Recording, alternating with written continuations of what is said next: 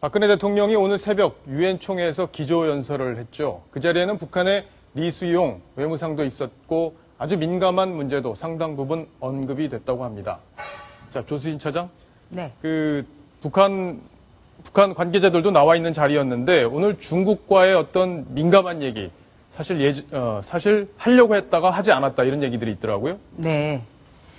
박근혜 대통령이 원래는 연설문에서 한국이 중국에 경도됐다라는 것은 오해다. 이런 문안을 담으려 했습니다만 실제 연설에는 빠졌습니다. 예. 그래서 오히려 중국의 눈치를 본 것 아니냐 이런 오해가 좀 증폭되고 있습니다. 박성훈 논설위원도 네. 그 얘기 들으셨죠? 네네. 예. 아마도 박 대통령으로서는 지금 미중 관계의 갈등이 아주 미국의 이른바 아시아 회귀 정책으로 인해서 굉장히 갈등이 심한데 이런 상황에서 한국이 중국과 최근에 일본과의 갈등 관계 때문에 중국과 너무 기울어 있다. 이런 것을 불식시키고 싶었기 때문에 예. 아마 청와대가 이런 문안을 검토했던 것 같습니다. 네. 그런데 실제로 우리가 나 뭐 아니다라고 하면 괜히 그게 긴 것처럼 우리가 더 생각이 들잖아요. 그렇죠. 그러니까 오히려 그렇지 않다라는 걸 해명한다라고 하는데 이것이 워싱턴의 싱크탱크들한테 하면 전 세계적으로 이게 전파를 탈 것이고 예. 이렇게 되면 오히려 한국, 중국, 경도 이것만 아마 전 세계적으로 부각될 수 있기 때문에 오히려 언급하지 않는 것이 좋겠다라고 예. 해서 최종적으로 뺀 것 같습니다. 뭐 결정은 현명했던 것 같은데 네네. 오늘 박근혜 대통령이 이례적으로 북한의 인권 문제를 직접적으로 언급했다고 합니다. 뭐라고 했는지 이야기를 직접 들어보겠습니다. 오늘날 국제사회가 큰 관심과 우려를 갖고 있는 인권 문제 중에 하나가 북한 인권입니다. 국제사회는 탈북민의 인권 문제에도 관심을 기울여야 합니다. 예, 이번 대통령이 유엔 연설에서 가장 방점을 둔 것이 이제 남북 간의 첨예한 긴장을 완화할 수 있는, 즉 북한의 도발을 자제하고 핵무기에 대한 집착을 버려야 한다라는 예. 것을 국제적으로 강조하고 싶었던 사안입니다. 네. 그런데 그와 어떻게 보면 하나의 동전의 양면과 같은 것이 바로 북한의 인권 문제입니다.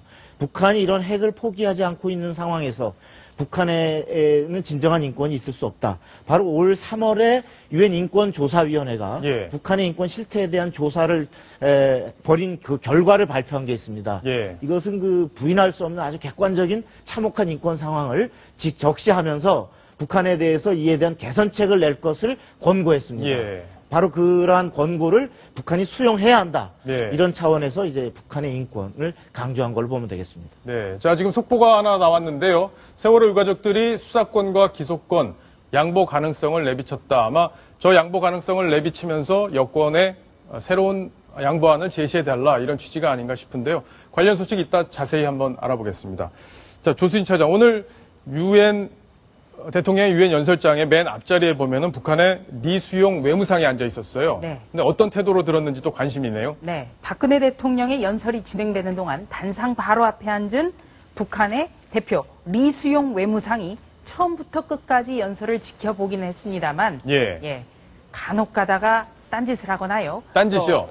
박근혜 예. 대통령이 영어로 할 때는 헤드폰을 꼈는데 네.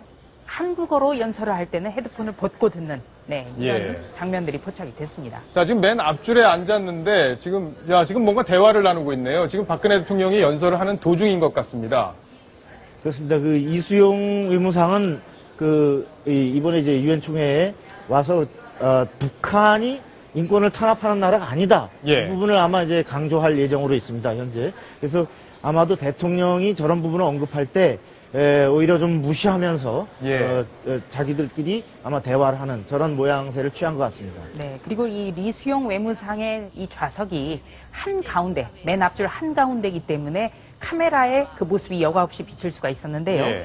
이 유엔 총회의 좌석 배치 규칙에 보면 매년 7월에 제비뽑기를 하게 되어 있습니다. 제비뽑기였군요. 예, 그래서 제비뽑기를 해서 직접 좌석을 어디 앉고 싶다 이렇게 신청을 하는데요. 예. 이 때문에 맨 앞자리 정중앙에 앉은 모습이 계속 비칠 수 있었습니다. 자, 근데 박근혜 대통령 지금 링거까지 맞으면서 일정을 소화하고 있다 이런 얘기가 나오는 건데요. 굉장히 몸이 피곤한 모양이죠?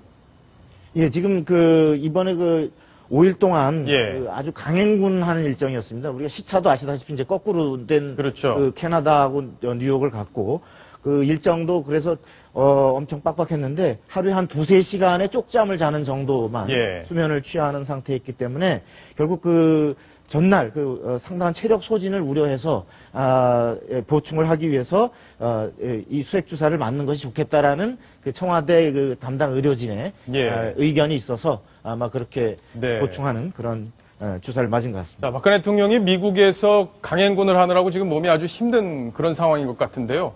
아마 과격한 시위대 또 그 구호들 때문에 마음고생도 굉장히 많이 할 것 같습니다. 자, 이번 소식은 여기서 정리를 하겠고요.